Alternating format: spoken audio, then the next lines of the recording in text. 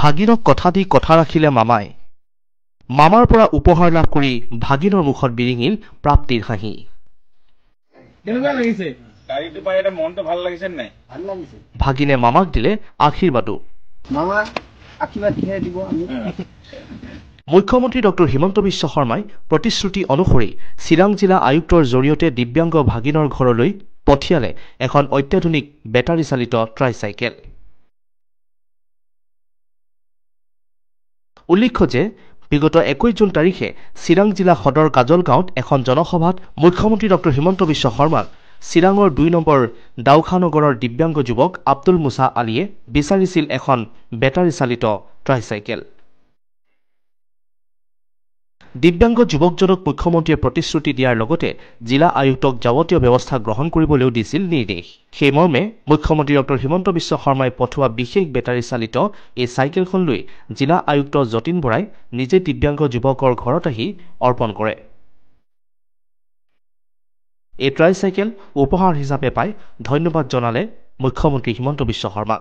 আব্দুল মুছালি মুণ্ডন হিমন্ত মামা দিছে মুখ্যমন্ত্ৰী। হিমন্ত মামাকে কাজলগাঁৱত গৈছিলোঁ, কাজলগাঁৱত যাই লগ ধৰি গাড়ীখন খুজিছোঁ, গাড়ীটো লগ মামাক কৈলোঁ যে মোৰ এটা বেটাৰী গাড়ী লাগে। কেনেকৈ ক'ল যে তুই না মোৰ বাবা হ'ল। তাৰপিছত কোৱাৰ পিছতে আৰু গাড়ীখন আমাৰ ডি চি ছাৰক ক'ল যে আপুনি লিখি এপ্লাই কৰি দিয়ক। তাৰ লগে লগে এপ্লাই কৰি দিছে। ডি চি ছাৰ একদিন পিছতে মোৰ বাৰীতো আহিছিল। অহাৰ পিছত লগে লগে ফটো চটো কিবা কিবি আমাক ফটো মাৰি লৈ গৈছে। তাৰপিছত একমাহ পিছত গাড়ীটো পালোঁ। কেনেকুৱা লাগিছে এতিয়া? এতিয়া ভাল লাগিছে, ধুনীয়া লাগিছে। ধন্যবাদ মামাক আশীৰ্বাদ দিলোঁ। মামা ধন্যবাদ থাকিল মামাক।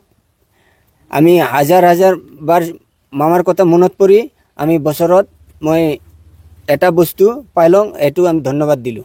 ডি চি ছাৰক আশীৰ্বাদ দিলোঁ, ধন্যবাদ দিলোঁ। ডি চি ছাৰক জীৱন জীয়াই থাকিব।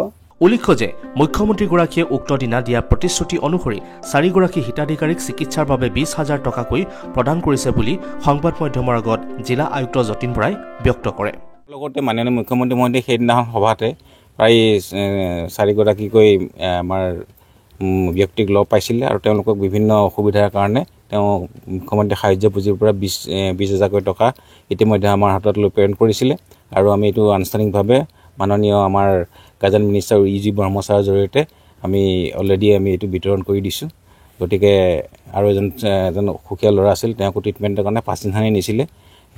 যিখিনি মানুহে তেওঁক লগ কৰিছে আটাইখিনি কাম তেওঁ সম্পূৰ্ণভাৱে কৰি দিছে চিৰাং ডিষ্ট্ৰিক্টত। News desk report, India today north east Assam.